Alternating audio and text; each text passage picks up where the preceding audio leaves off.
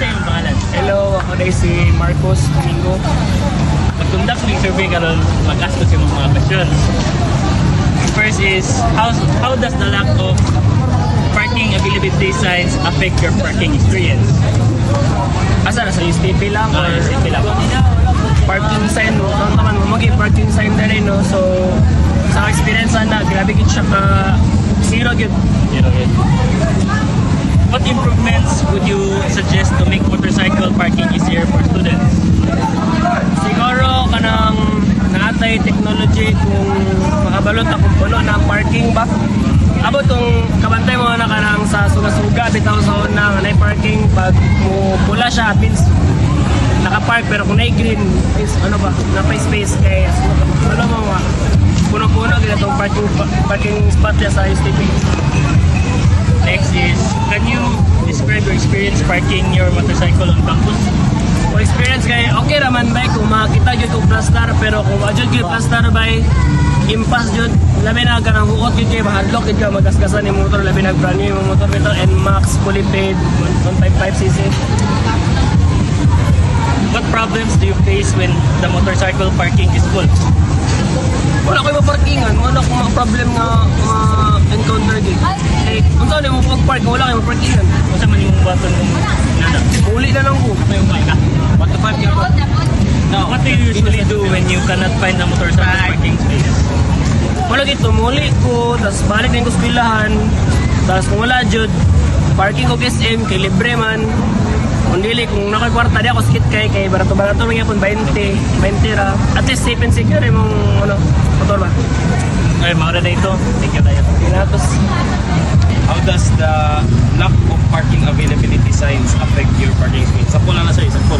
Puno na parking, mawalay sign din ako puno na. How does that affect your experience? Sige ka mo sa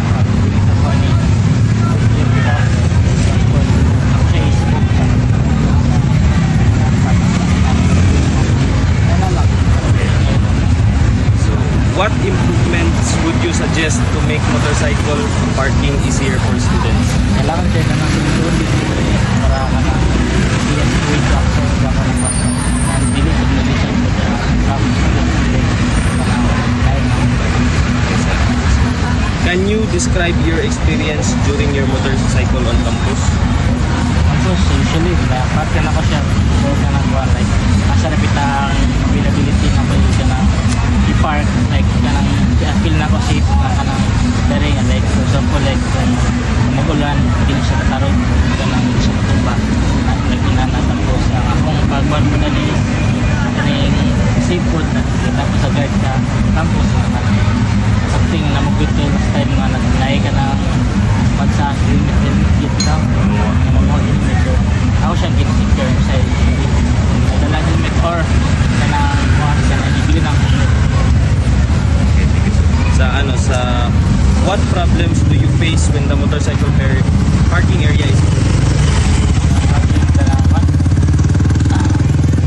Kuan lang kanang ako lang siyang ginising like for example sa street na ako lang siyang ginasingit like makakuan lang ko mga dili lang daw kay sa dapat ko dalan ko lang sa kuan.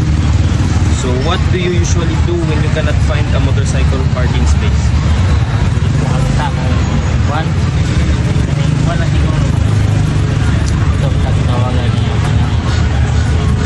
usually pag kita lang ko balik lagi ang cycle dari sa cycle sa kanang motorcycle ito mo kay kanang mo pagkuhan kanang routine dari parking of kanang kuhan kanang lang kanang base ang gadget sa pinakauna Thank you sir. Thank you so much. Okay. So may kapon sir ako si Vince Solo sa TVMT. And then ako na sir, how does the lack of parking availability signs affect your parking experience?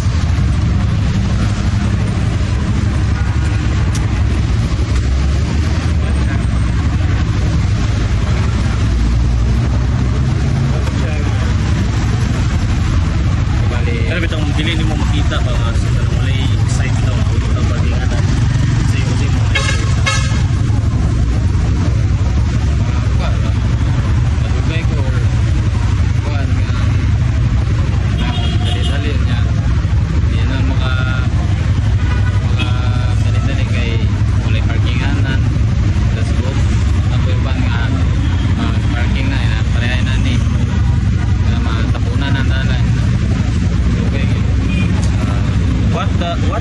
improvement would you suggest to make motorcycle parking easier for students? Well, dapat siya i-segregate gitu kaya ka na. Like,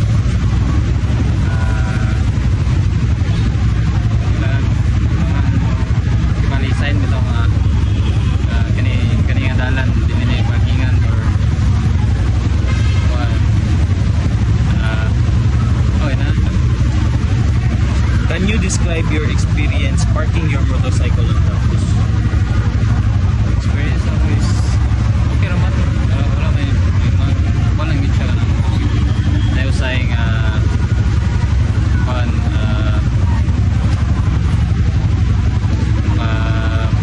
parking ko lahat sa ginainan parking ko na kay wala no choice lang ko kay dali na late lang yun Sa what problems do you face when the motorcycle parking area is full?